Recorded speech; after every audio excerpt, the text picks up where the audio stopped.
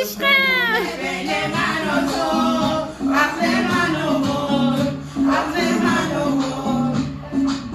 انگاری یه روی ما دوتا زن ما با هم چی داره زنگ میخوره مقیش من میرم بیگاه نکنم مال منه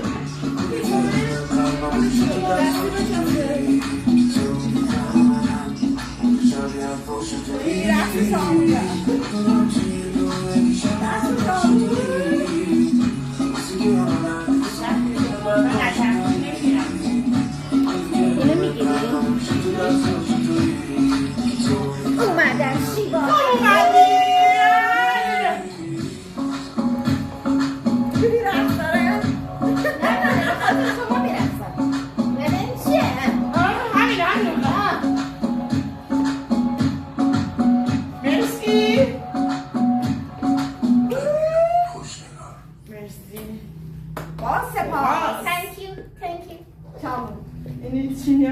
خب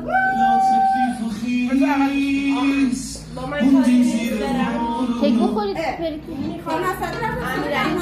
امیرعلی اونجا نشسته تو مغازه